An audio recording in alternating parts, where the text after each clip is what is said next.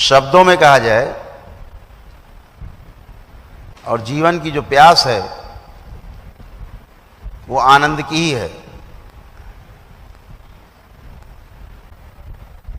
अगर हम ये ध्यान दें कि हम जीवन और शरीर दो हैं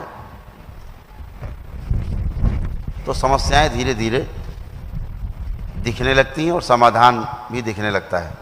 समस्याओं का मूल दिखने लगता है, समस्याओं का कारण दिखने लगता है। तो छोटी छोटी बातें हैं, समझदारी से जीने से जो सुख मिलता है वो नासमझी में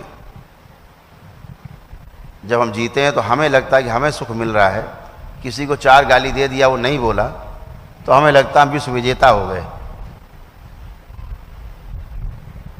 लेकिन उसके अंदर जो क्रिया हुई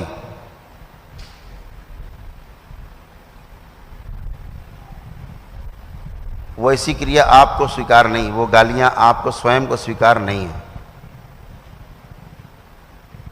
जब इतनी समझदारी आ जाएगी कि गाली देने वाला कौन, गाली सुनने वाला कौन, एक ही है, अलग अलग नहीं है, तो आप में समझदारी का विकास होता है। जब तक शरीर मान के अपने को जीते रहते हैं कि हम केवल शरीर है,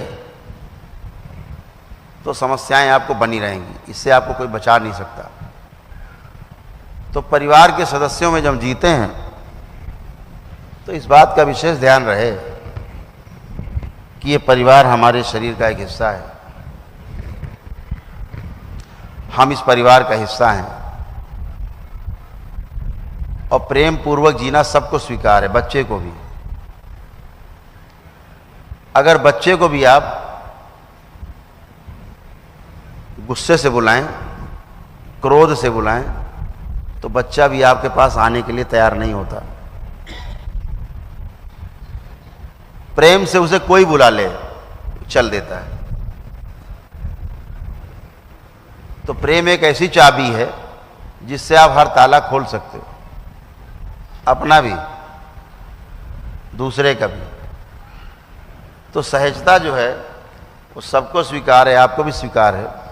उस सहजता में जीने से आपको भी सुख मिलता है, सामने वाले को सुख मिलता है। इस बात का विशेष ध्यान रखो, इससे जीवन पूरा खुशहाल बनने वाला है।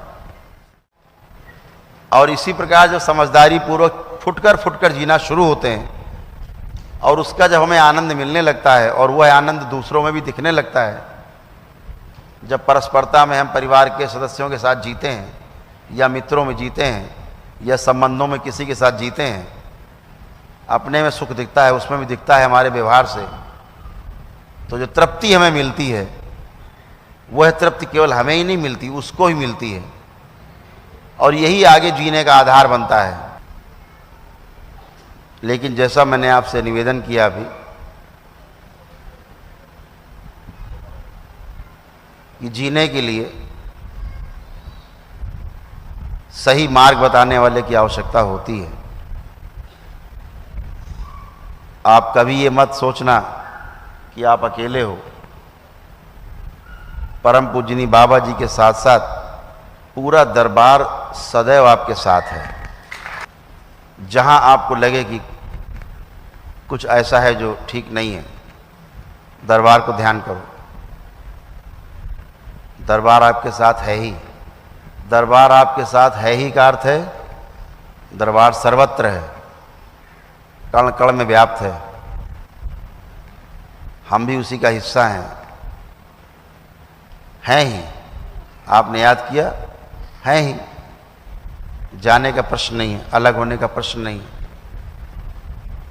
आपको तुरंत मार्ग मिलता है विचारों के रूप में।